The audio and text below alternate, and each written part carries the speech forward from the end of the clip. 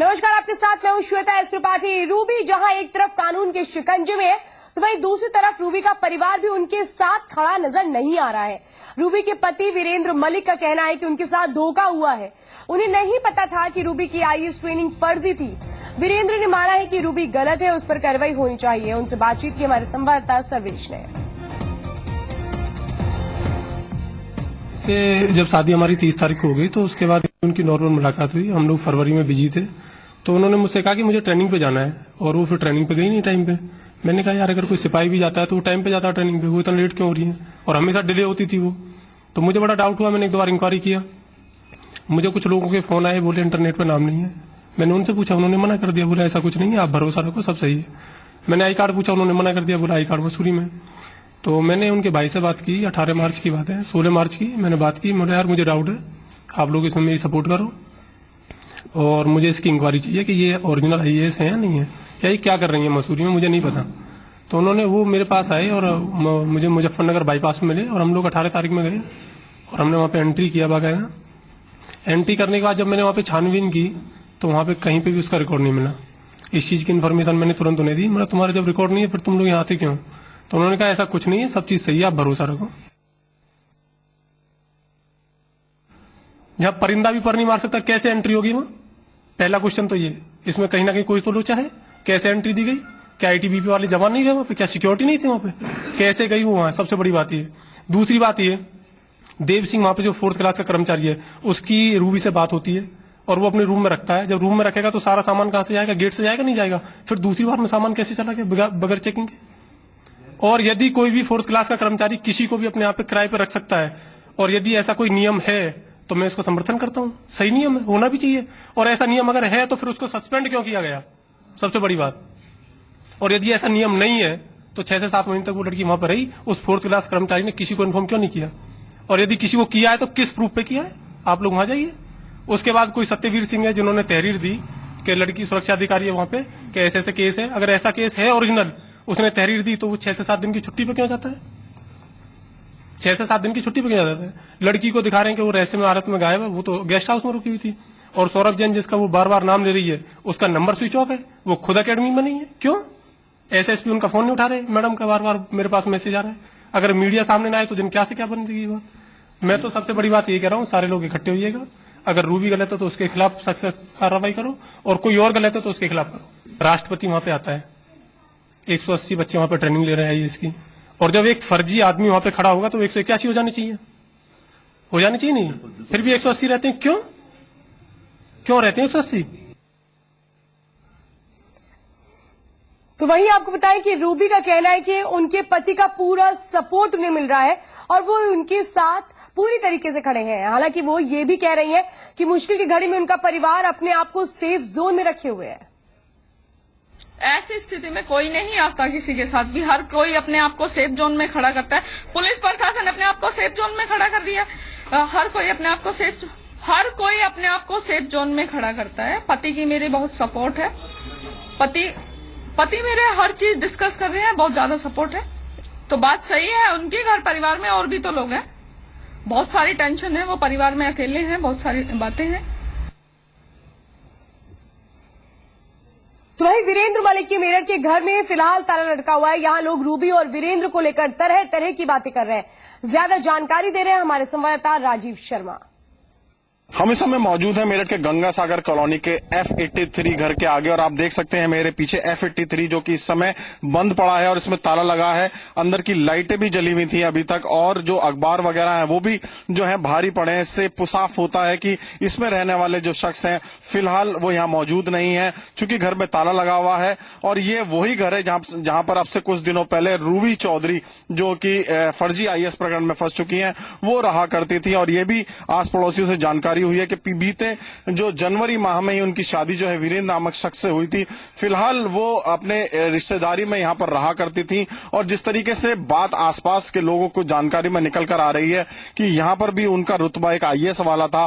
फिलहाल पुलिस यहाँ पर रोज आया जाया करती थी, चूंकि वो यहाँ पर रहा करती थी। और जितनी जानकारी हमें प्राप्त हुई है उससे साफ होता है कि यहाँ पर भी वो फर्जी आईएएस बनकर ही रहती थी, और उनका जो रुतबा था वो एक आईएएस का ही था। मेरठ से राजीव शर्मा, जी मीडिया। भाई मतलब उससे रूबी से कभी बात नहीं हुई, उसके हस्बैंड से भी कोई खास इस बारे में नहीं हुई। बच्चे जो है इनके वो खेलते कूदते, उनसे बात हुई है। वही बताते थे कि भाई हमारी मामी है और ये IAS है, मसूरी में ट्रेनिंग कर रही है। मैं इतना ही सुना था। बाकी जो है वो कल से परसों से टीवी में आ रहा तो उसे देख कर असलियत का पता लग गया। तो फर्जीवाड़े के आरोपों से चौतरफा गिरी रूबी चौधरी ने पुलिस पर अपनी FIR दर्ज न करने का आरोप लगाया है। रूबी ने पुलिस को तहरीर देकर न्याय की गुहार लगाई। जी संगम के पास रूबी की तहरीर की कॉपी है जिसमें रूबी ने सौरभ जैन पर नौकरी का झांसा देने का आरोप लगाया है। अपनी शिकायत में रूबी ने कहा है कि उससे LBS ने नौकरी लगवाने के नाम पर 5 लाख रुपए लिए गए लेकिन नौकरी नहीं दी गई। रूबी ने आरोप लगाया है कि सौरभ जैन ने उसे फर्जी आई कार्ड जारी किया और अब उसे गलत तरीके से फंसाने की कोशिश की जा रही है। अगर मैं गलत थी तो 18 मार्च को ही पुलिस को क्यों नहीं सूचित किया गया? और इस मामले पर देहरादून पुलिस का कहना है कि पुलिस केस के बारे में छानबीन कर रही है।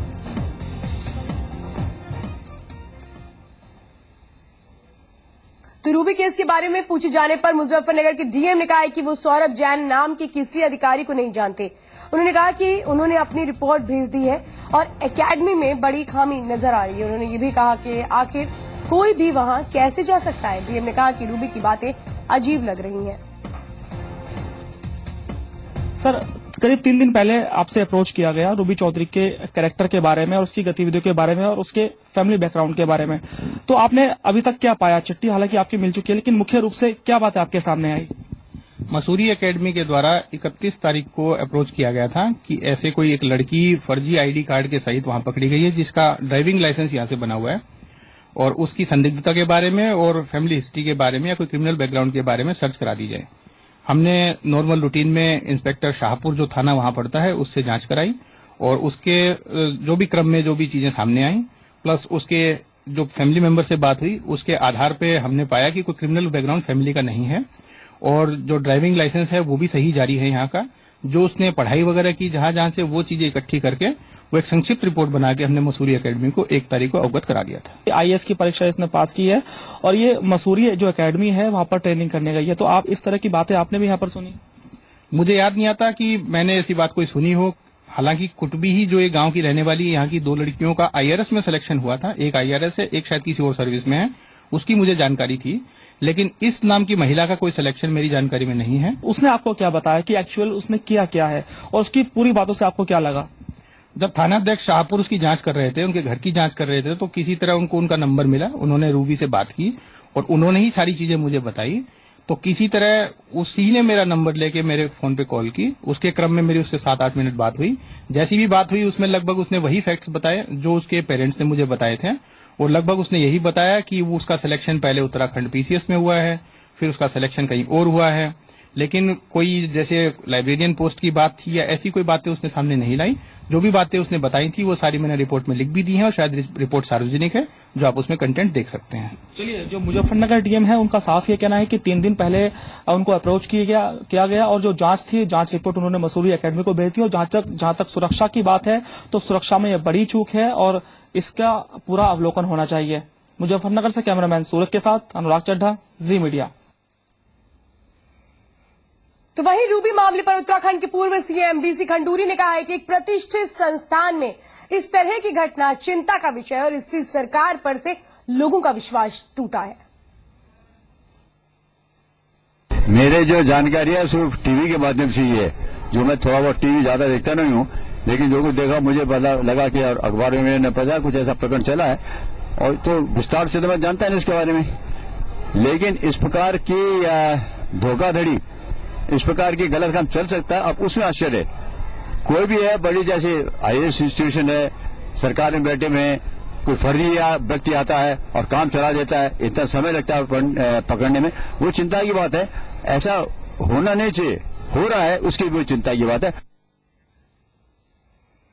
आगरा में थाने में अनिल यादव के गुर्गों ने बीजेपी विधायक से बदसलूकी की है। वहीं बीजेपी विधायक ने पुलिस पर एक तरफा कार्रवाई का आरोप लगाया, साथ ही बीजेपी के नेताओं पर केस दर्ज कर लिया गया है।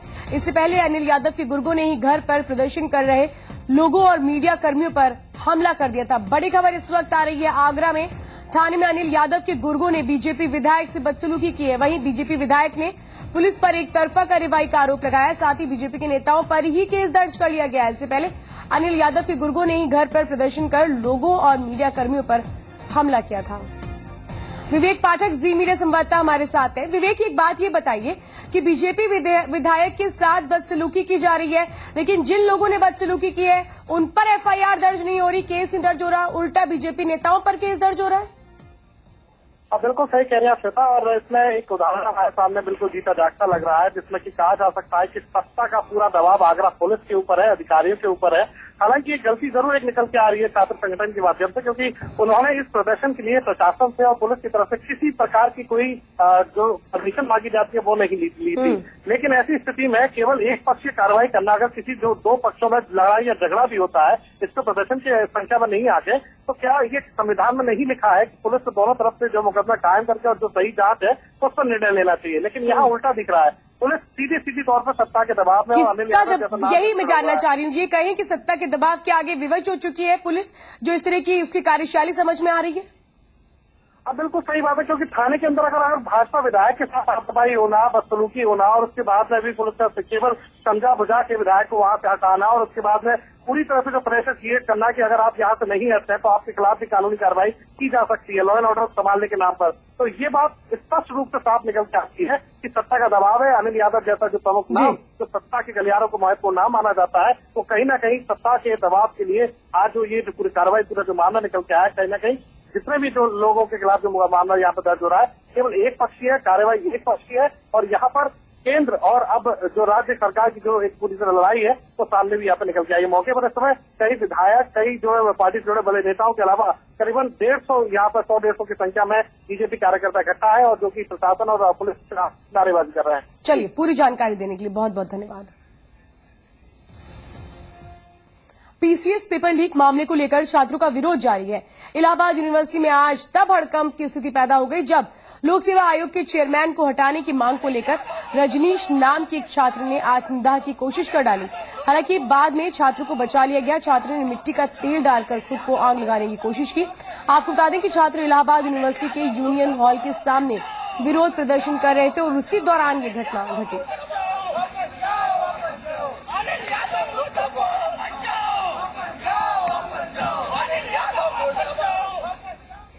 पीसीएस प्री एग्जाम का पहला प्रश्न पत्र लीक होने का मामला अभी शांत भी नहीं हुआ कि इससे जुड़े एक और मामले में आयोग की मुश्किलें बढ़ चुकी हैं। पीसीएस परीक्षा में शामिल एक छात्र ने दूसरे सत्र का बिना सील लगा पेपर अपने दोस्तों के सामने लिखाकर सनसनी मचा दी है। ये पेपर भी सोशल साइट्स पर वायरल हो चुका है। मिली जानकारी के मुताबिक इस पेपर की एक कॉपी आज हाईकोर्ट के सामने रखी जाएगी। पीसीएस की प्रारंभिक परीक्षा के पहले पेपर में हरे और दूसरे पेपर में पीले रंग की सील लगी थी। जानकारों की माने तो सील को पेपर से हटाया नहीं सिर्फ तोड़ा जा सकता है, इतना ही नहीं, अगर जबरन हटाने की कोशिश होती है तो पन्ना फट जाएगा, पर सील किसी भी कीमत पर नहीं टूटेगी।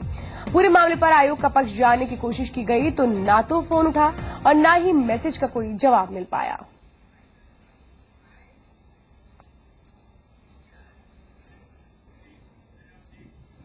तो यूपी पीसीएस पेपर लीक मामले की सीबीआई जांच और आयोग के अध्यक्ष को हटाने की मांग करने वाली जनहित याचिका इलाहाबाद हाईकोर्ट से वापस ले ली गई है। तकनीकी आधार पर याचिका वापस ली गई है। ये याचिका प्रतियोगी संघ मोर्चा की तरफ से दायर की गई थी। अब जो नई बात सेकंड पेपर के बिना सील के आउट होने की आ रही है, उसको नई याचिका में उसको भी ऐड किया जाएगा और नए सिरे से याचिका सोमवार को दायर की जाएगी उच्च न्यायालय में। वो इलाहाबाद हाईकोर्ट रूल्स में एक प्राविधान है जिसके तहत पिटिशनर को अपना क्रेडेंशियल देना पड़ता है पीआईएल दाखिल करने के लिए। वो क्रेडेंशियल दिया गया था, उसके बावजूद उसमें कुछ पैराग्राफ छूट गए थे। उन पैराग्राफ को पुनः से उसमें लिखा जाएगा और नई याचिका में उसको डाला जाएगा।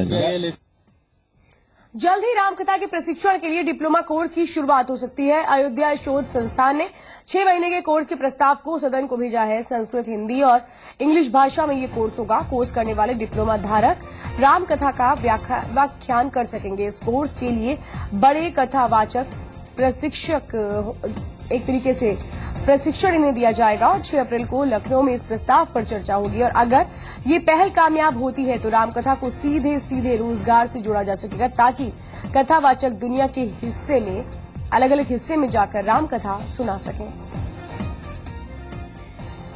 देखिए, जो अयोध्या शोध संस्थान का जो बाइलाज है उसमें एकेडमिक व्यवस्थाएं की गई हैं कि हम यहाँ परीक्षा ले सकते हैं, पाठ्यक्रम चला सकते हैं।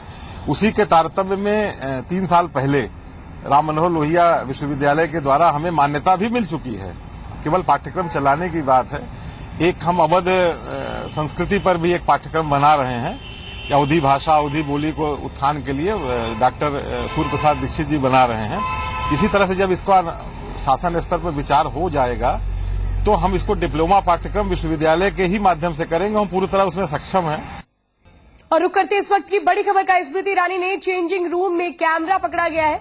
स्मृति ईरानी गोवा में छुट्टियां बिताने के लिए गई थी और वहां पर वो एक कपड़े के शोरूम में गई थी जहां पर उन्होंने चेंजिंग रूम में कैमरा पकड़ा है। बड़ी खबर इस वक्त आपको बता दें, स्मृति ईरानी ने चेंजिंग रूम में कैमरा पकड़ा है। स्मृति ईरानी गोवा में छुट्टियां बिताने के लिए गई हैं और वहां पर एक कपड़े के शोरूम में वो गई थी। यहां पर उन्होंने चेंजिंग रूम में कैमरा पकड़ा है। अब सवाल ये उठता है कि किसने ये हिडन कैमरा लगाया था, इसका मकसद क्या था।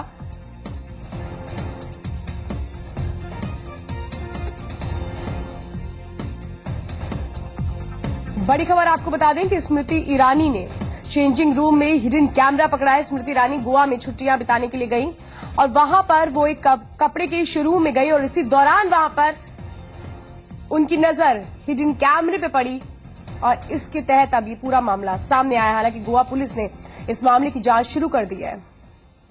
बढ़ते आगे, संभल के बनियाठेर के नरौली गांव में एक 14 वर्षीय लड़की का संदिग्ध हालत में जंगल के कुएं से शव मिला है। आशंका जताई जा रही है कि लड़की के साथ बलात्कार के बाद उसका दुपट्टे से गला घोंटकर हत्या कर दी गई। पुलिस ने मौके पर पहुंचकर शव को कब्जे में लेकर पोस्टमार्टम के लिए भेज दिया है। बताया जा रहा है कि नाबालिग लड़की घर से किसी काम के लिए निकली थी और रास्ते में लड़की का बदमाशों ने अपहरण कर लिया। फिलहाल पुलिस ने मामला दर्ज कर जांच शुरू कर दी है। की बहन कल 3 बजे से लापता है। हमने बहुत जगह ढूंढने की कोशिश करी है, कहीं भी उनका पता नहीं मिला। हमने तहरीर भी दी, पता कहीं पे भी नहीं चला है। अब आज सुबह पता चलिए यहाँ भीमपुर गला रेत कर से मार दिया गया है।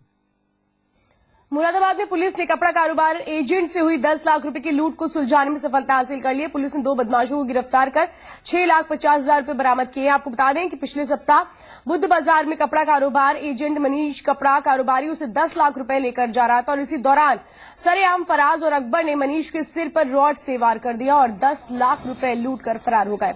आखिरकार पुलिस ने दोनों बदमाशों को गिरफ्तार कर लिया है।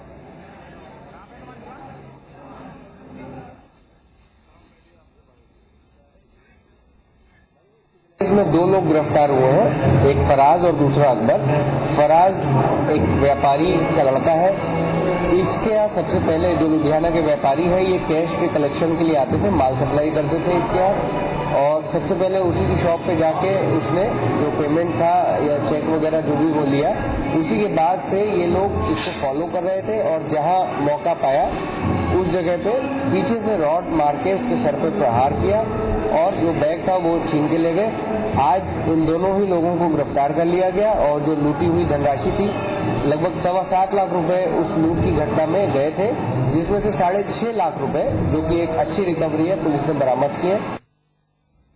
कानपुर के चकेरी गांधी ग्राम में एक बुजुर्ग महिला की बदमाश ने एक तरीके से चेन छीन ली है। विरोध करने पर बदमाश ने महिला को धक्का मारकर गिरा दिया और भाग निकला। लुटेरे की ये करतूत घर के बाहर लगे सीसीटीवी कैमरे में कैद हो गई। आपको बता दें कि 55 वर्षीय कमलेश वर्मा सुबह अपने घर के सामने बने मंदिर में दर्शन करने के लिए गई थी। कमलेश मंदिर से वापस लौट रही थी और जैसे ही अपने घर के पास पहुंची तो एक युवक अचानक उनके पास पहुंचा। इससे पहले कि बुजुर्ग महिला कुछ समझ पाती, युवक ने चेन छीन ली और इसके बाद फरार हो गया। महिला के विरोध करने पर युवक ने उसे धक्का देकर नीचे गिरा दिया और भागने में कामयाब हो गया।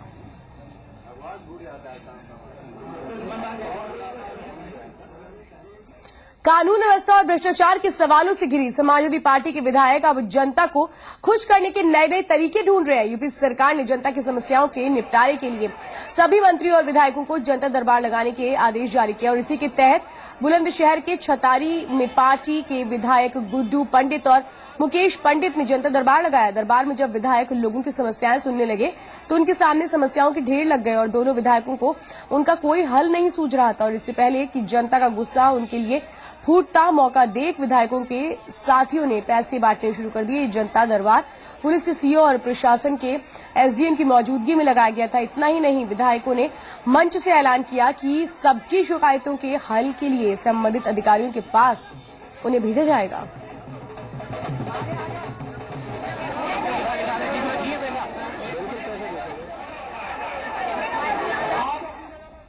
पुलिस भर्ती धांधली मामले को लेकर गोरखपुर में बीजेपी युवा मोर्चा के कार्यकर्ताओं ने विरोध प्रदर्शन किया। प्रदर्शनकारियों ने नौसड़ चौराहे पर सड़क जाम कर अपना विरोध जताया। इस दौरान पुलिस ने कार्यकर्ताओं को वहां से खदेड़ने के लिए उनके साथ मारपीट कर उन्हें हिरासत में लिया। इस दौरान और पुलिस प्रदर्शनकारियों के बीच झड़प भी हुई।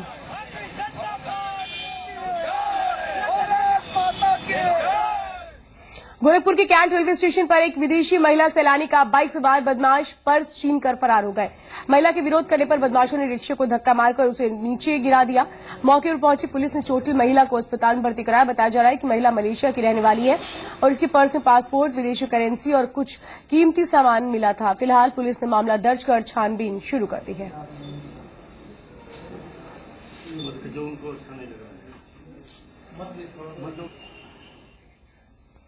देवरिया में एसिड दुर्घटना का शिकार हुई 2 मासूम बच्चियां लखनऊ के अस्पताल में जिंदगी और मौत से जूझ रही हैं। लेकिन मामले के 10 दिन बीत जाने के बाद पुलिस की ओर से कोई कार्रवाई नहीं की गई। दरअसल मालवीय रोड पर किराए के मकान में रहने वाले राजेश कुमार की दोनों बेटियां खेलते वक्त दुर्घटना का शिकार हो गई। बताया जा रहा है कि मकान मालिक के घर पर रखा एसिड दोनों बहनों पर गिर गया। लखनऊ में दोनों बहनों का इलाज जारी है, लेकिन मामले को लेकर अभी तक कोई ठोस कार्रवाई नहीं की गई है। परिवार का आरोप है कि शुरुआत में पुलिस ने मामला दर्ज करने में आनाकानी की, लेकिन पुलिस अधीक्षक के दखल के बाद मामला दर्ज किया गया।